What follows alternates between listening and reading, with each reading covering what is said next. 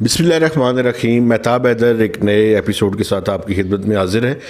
آج ہم نے ٹیکسیشن کے بارے میں جو ہے میں آپ سے بات کرنا چاہتا ہوں.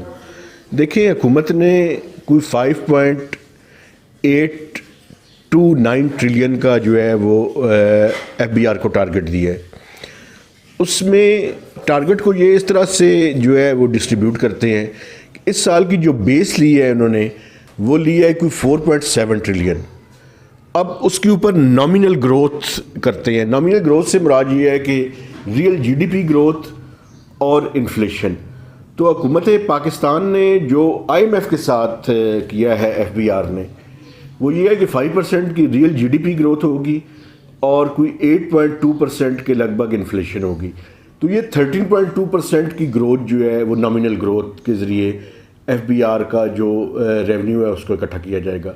تو 4.7 پلس 13.2, تو یہ ملا کے کوئی تقریباً آپ کے 5.3 ٹریلین کے لگ بھگ آپ جو ہے وہ پہنچ جاتے ہیں. اس سے اوپر جو ایف بی آر نے 383 بلین روپیز کے نئے ٹیکسز لگائے ہیں اور تقریباً کوئی 119 ارب روپے کے لگ بھگ جو ہے وہ انہوں نے دی ہیں اپنی ٹیکس انسینٹیوز. تو اس طرح سے کوئی 264 بلین روپیز کے نئے ٹیکسز لگائے گئے ہیں. نیٹ یعنی ایڈیشن ہے ان کے اندر. ویسے تو 383 ارب روپے کے نئے ٹیکسز لگے ہیں اور کوئی 246 بلین روپیز وہ جنریٹ کریں گے انفورسمنٹ میئرز کے ذریعے, جس میں پوائنٹ آف سیل پہ ایک سافٹ ویئر مشین جو ہے وہ لگائی جا رہی ہے جو کہ انٹیگریٹ ہوگی ایف بی آر کے ساتھ, اور وہاں سے جو چیزیں آپ ٹیئر 1 جو ریٹیلرز ہیں اسے خریدیں گے تو آپ جی ایس ٹی جو ہے وہ 10.5% دیں گے. اور حکومت اس پہ ایک گفٹ اسکیم بھی شروع کرنے والی ہے جو اس کا آغاز جو ہے وہ جولائی سے کیا جائے گا, جو کہ 25 یا 30 کروڑ سے شروع کریں گے اور اس کو 1 ارب روپے تک جو ہے وہ لے کر جائیں گے. یعنی آپ اگر کوئی خریدنے کے لیے جائے اور وہ ریسیٹ لے تو اس ریسیٹ کی قرآن اندازی ہوگی اور قرآن اندازی کی بنیاد پہ آپ کو گفٹس جو ہے وہ ملیں گے. تو دیکھیں, ایک طرف یہ انفورسمنٹ ہے, لیکن جو میں بات آپ کو بتانا چاہتا ہوں جو آپ کو پتہ ہونی چاہیے وہ یہ ہے کہ انڈائریکٹ ٹیکسز کی بھرمار کر دی ہے حکومت نے. انڈائریکٹ ٹیکسز اور فائنانس منسٹر صاحب پتہ نہیں کس نے یہ ان کے ذہن میں ڈال دی ہے کہ جو ڈیولپنگ کنٹریز ہیں وہ انڈائریکٹ ٹیکسز پہ زیادہ ریلائی کرتے ہیں, اور وہ کہہ رہے تھے کہ چائنا نے بھی انڈائریکٹ ٹیکسز پہ پہلے ریلائی کرنا شروع کیا اور بعد میں وہ ڈائریکٹ ٹیکسز کے اوپر آ گئے. مجھے نہیں پتہ اور میں ان کی اس بات سے اتفاق نہیں کرتا, لیکن جو آپ کو پتہ ہونا چاہیے وہ یہ ہے کہ جولائی کے بعد اگر آپ سرکاری ملازم ہیں تو آپ پہ ڈپینڈ کرتا ہے کہ آپ کون سے گریڈ کے اندر ہیں اور کتنی آپ کی سیلری بڑھے گی.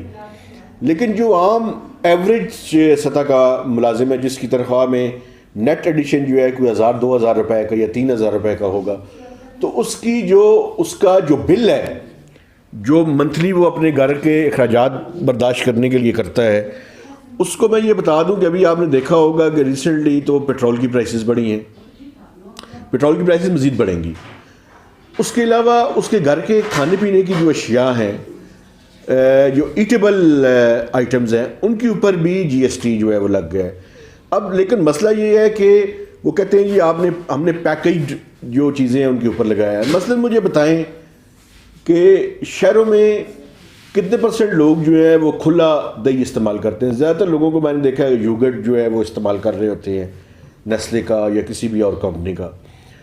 اسی طرح سے چیز, اسی طرح سے مکھن, اسی طرح سے کریم, فلیورڈ ملک, یہ ساری چیزوں کے اوپر جو ہے وہ اب 17% جی ایس ٹی لگ چکا ہے.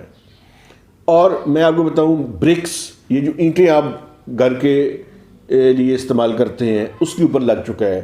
اسٹیل انڈسٹری جو ہے وہ شور مچا رہی ہے کہ اس کے اوپر جو ہے اس کے ٹیکس برڈن میں اضافہ ہو چکا ہے. یعنی گھر بنانا جو ہے اب مزید مہنگا جو ہے وہ آپ دیکھیں گے کہ جولائی کے بعد آپ کو محسوس ہوگا. اچھا, اس کے بعد یہ جو فلور ملز ہیں وہ ان کا ایک علیحدہ ہے کہ وہ کہتے ہیں جی ہمارے ٹیکس برڈن میں جو ہے وہ اضافہ کر دیا گیا ہے. تو ایک انڈائریکٹ ٹیکسز کی بھرمار ہے جو حکومت نے کی ہے. اور انڈائریکٹ ٹیکسز کا مسئلہ یہ پاکستان میں، ایک بات میں آپ کو بتاؤں، اگر کوئی فائنانس منسٹر سمیت اور بہت سے اکانومسٹ جو حکومتی سائڈ پہ بیٹھے ہوئے ہیں اس سے انکار کریں تو ہمارے پاس کوئی بندوق تو ہے نہیں، ہم دلیل کے ساتھ ہی بات کر سکتے ہیں. انڈائریکٹ ٹیکسز انفلیشنری ہوتے ہیں، اس کے نتیجے میں انفلیشن بڑھتی ہے. تو آپ دیکھ لیجئے گا اگلے پہلے 6 ماہ میں تو میں کم از کم گارنٹی سے آپ کو کہہ سکتا ہوں کہ یہ ڈبل ڈیجٹ کے اندر انفلیشن جائے گی. تو اس کا نقصان سب سے زیادہ کس کو ہوگا؟ اس کا نقصان غریب آدمی کو ہوگا. اب یہ بہت ہی انفلیشنری قسم کی چیزیں ہیں. اور ابھی میں آج کل جو ہے وہ سینٹ کی اسٹینڈنگ کمیٹی کو ریگولر جو ہے وہ دیکھ رہا ہوں، وہاں پہ بہت سینیٹرز نے ارسپیکٹو آف پولیٹیکل ڈیوائڈ، مثلا جو حکومتی ٹریجری بینچز بھی بیٹھے ہوئے ہیں، مثلا ایم کیو ایم پاکستان کے فیصل سبزواری صاحب ہیں، ایک پرنس ہیں وہاں پہ احمد زئی صاحب جو کہ بلوچستان عوامی پارٹی کے ہیں، اس طرح کامل علی آغا صاحب جو کہ پاکستان مسلم لیگ کاف سے ان کا تعلق ہے، وہ سب ووکل ہیں اس کے بارے میں اور وہ بہت زیادہ کرٹیسائز کر رہے ہیں.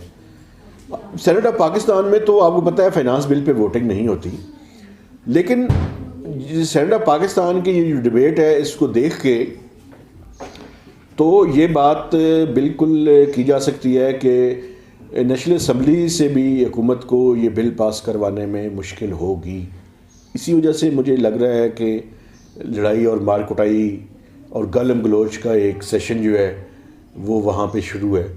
تو بجائے اس کے کہ آپ اس طرح کی چیزوں میں کر کے ڈائیورٹ کریں اٹینشن کو دوسری طرف، تو کوشش کریں کہ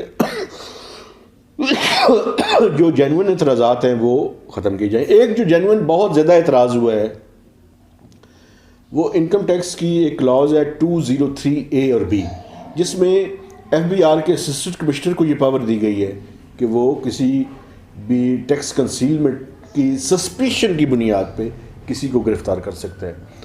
یہ بہت ہی ڈراسٹک قسم کا اور ڈریکونین قسم کا جو ہے وہ لا ہے.